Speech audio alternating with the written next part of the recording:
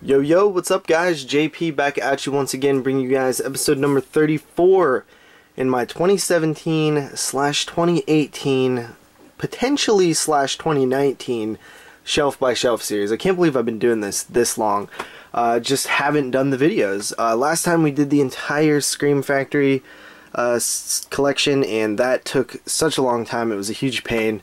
Kind of turned me off from recording these. My arm was so sore at the end of holding this camera up. So took a little bit of break, plus I had the next section. I actually was waiting on two titles to get a little bit cheaper so that I could buy them, because if I owned them it would actually complete the collection, and then another title was released, so kind of put it off. But yeah, I'm talking about the Vestron video collector's series by Lionsgate, and this is the full collection here. That has been released up until this point.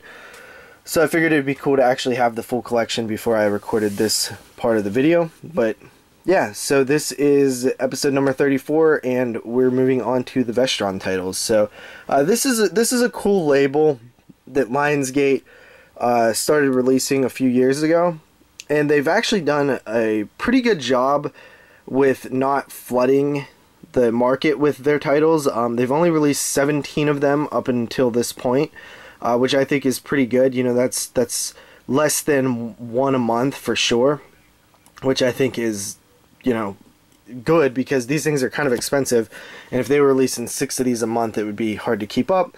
But the reason I was so excited when this got announced is, one, because it was like the first line that I actually got to start collecting from the beginning, and as well as the fact that Lionsgate owned so many titles that have never been released on Blu-ray, and in some cases DVD, because Lionsgate didn't really sub-license out their rights to companies like Scream Factory and Synapse and Blue Underground. So it was a lot of potential gold buried in the Lionsgate vaults. And I think what they started doing was releasing the films in the 8-packs and the notorious 8-pack, and I think there was a 6-pack that came out too back in the day that everybody was trying to get a hold of, and they probably had some HD transfers of those already. So they've done a fair mix of those and then other things. So let's go ahead and get into this. The first ever release from the Vestron Video Collector Series was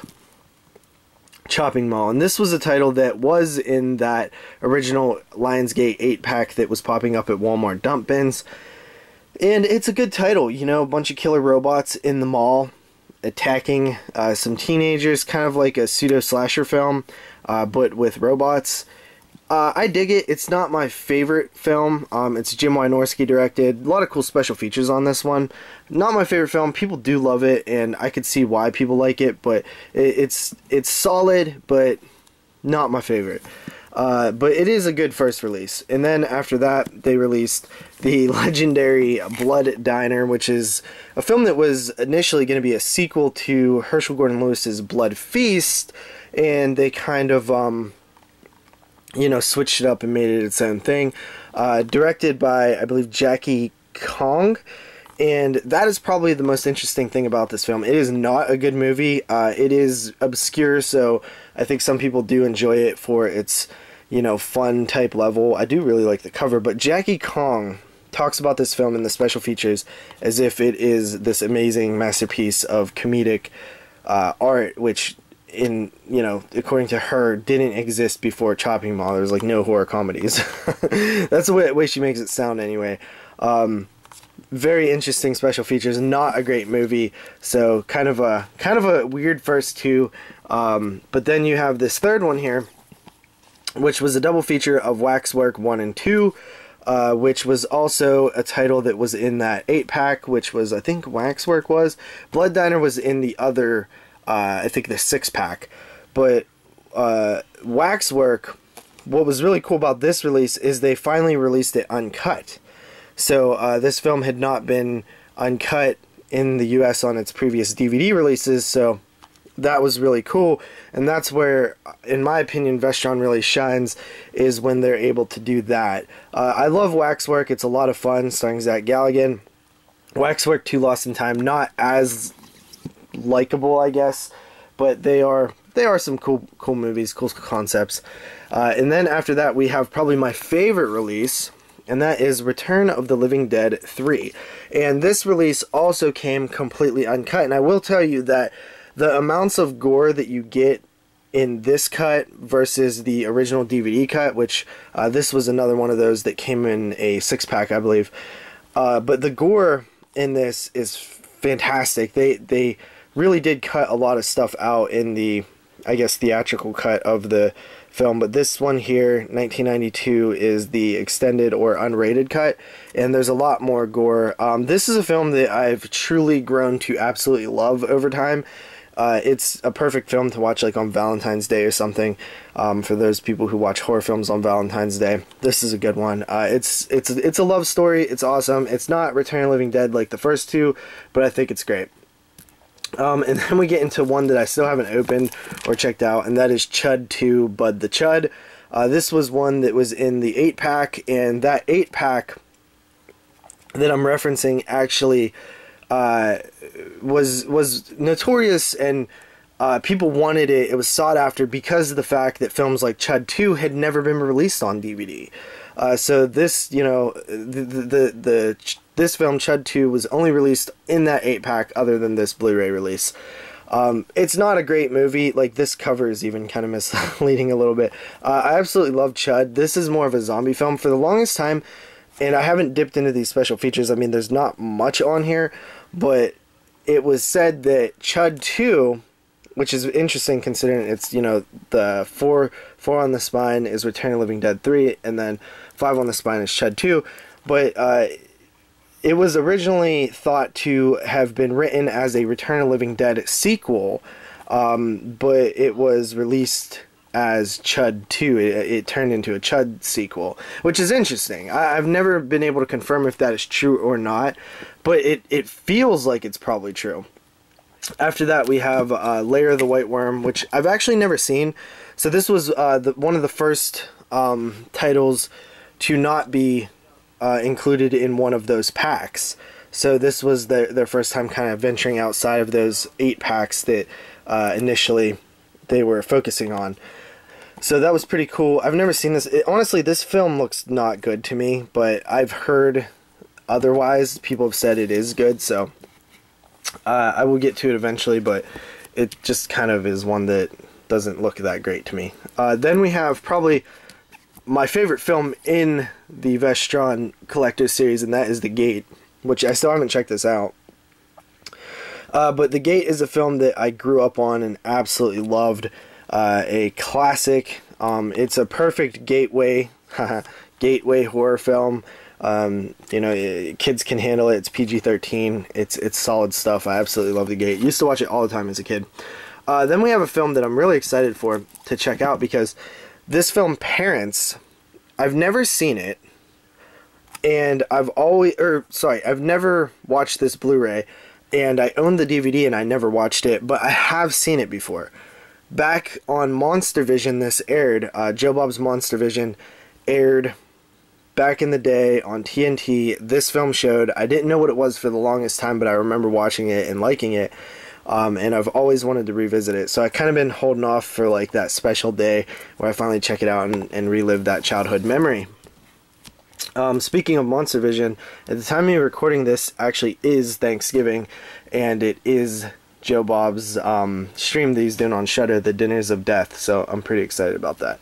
After that, we have Wishmaster Collection here, and this was like the first collection that they did here, besides I guess the Waxwork 1 and 2. So you had The Gate, which wasn't, the Lair of the White Worm, and The Gate, which both weren't in those 8 or 6 packs, Parents, which was, and then back to Wishmaster, which wasn't, which is pretty cool. So they're going sort of back and forth between their catalog titles and then titles that were in those 8 packs. Wishmaster, I love these movies. Wishmaster 1 and 2 are awesome and classic. Wishmaster 3 and 4 are not as good, but I did come around and actually like them a little bit, so I'm not going to hate on them too much. But I watched all 4 of these, and I had a great time with them. A lot of special features and stuff, so great release by Vestron. I was actually really excited for that one, because none of those films had been on Blu-ray yet. In fact, the only film that I think was on Blu-ray was The Gate. And then we have The Unholy, which was included in one of those 8-packs. And I've liked this movie. I remember watching it on the 8-pack for the first time, and I really enjoyed it. Pretty cool stuff, religious horror. I actually really dug this. And then we have Warlock, the Warlock collection. Again, these films weren't included in any of the 8-packs or 6-packs or anything. Warlock collection. 1 and 2 are awesome. Like, Warlock is one of my favorite movies. I actually really like Warlock. And Warlock 2 is decent. It's a solid follow-up. But I skipped watching Warlock 3 because the one time I watched it, I absolutely hated it. So I didn't watch it when I got this Blu-ray. After that, we have a long requested title, and that is Slaughter High. This is another one of those films that was included in the 8-pack, and I think this was the first time that this film was released unrated, so a lot of people were really happy about that. After that, we have the 13th release, and that is Gothic. This movie is like a prequel to Frankenstein in a way, like the real-life story of Mary Shelley. Has Julian Sands in it, but I hated this movie. It was so boring, so boring. I mean, it's not a bad movie, but in terms of my experience, I did not enjoy Gothic. This is probably my least favorite film that they've released so far. And then we have Class of 1999, which I love this movie, man. This was part of the 8-pack, and this was one of the funner titles in that 8-pack. Just a lot of craziness. I did a little bit of review on this one. I was really happy to see this get released because it's a lot of fun. I actually prefer this to 1984. I think this is the funner movie. 84 is probably the better movie, though. Then we have Dagon, or sorry, Beyond Reanimator, and they kind of changed the covers a little bit. So these ones are more like, I guess, like holographic almost. So in the previous title, Class of 1984, it doesn't have that like holographic look to it.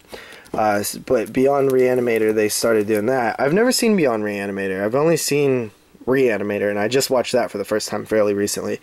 But yeah, I got this really cheap, 16 bucks. It's probably the cheapest I've got a Vestron release, except for the ones that I've gotten for free through screeners. And then we have Dagon, which I've never seen, but it's a H.P. Lovecraft inspired and Stuart Gordon directed. Looks pretty cool. Looks like something that I would enjoy. And then finally, the 17th release, which I think has the best cover and really, truly showcases what Vestron's all about and what they're capable of, and that is Maximum Overdrive. This is stacked with interviews and stacked with features, 2 commentaries. This is a title that I'm not a huge fan of in terms of like personal enjoyment, but I'm very happy to see this get this type of treatment because a lot of people love this film. It's definitely a fan favorite Stephen King flick. And man, that cover is just fantastic, dude. So that is the entire Vestron video collection, 1 through 17, all numbered, all slip covers. This is one of my favorite aspects of my collection, honestly. Like, some of these movies aren't the greatest, but there are definitely some solid flicks in here. But I just like the label. I try not to spend the full price that they're asking for these things when they come out because they're usually like 25 bucks, which I don't really think that that's an appropriate price for them. But I don't want to risk not getting a slipcover because at this point I have a slipcover on all of them and it would just drive my OCD nuts. But I love the design of these, you know, collector's series, bringing back the old Vestron video VHS label. Pretty cool. I'm looking forward to seeing what they put out next because they only have, I think, 2 more films in the 8-pack that haven't been released. And that's one of them was Ghoulies 3, Ghoulies Go to College, and that might be it. So I'm really curious to see them dig deeper into their vaults because they own so much cool stuff. A film that I was just watching recently, which was put out by Artisan, and Artisan I think is a subsidiary of Lionsgate, is Sleepless, Dario Argento's Sleepless. That would be a cool release. There's tons of stuff under the Artisan label.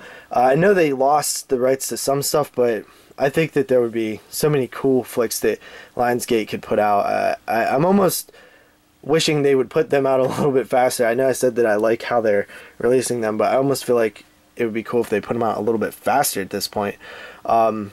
Maybe not, but anyway, that is Vestron. Next time, we're going to take a look at my Arrow collection, which is pretty big. Not as big as the Scream Factory, but yeah. So I'll see you guys in the next video. Peace.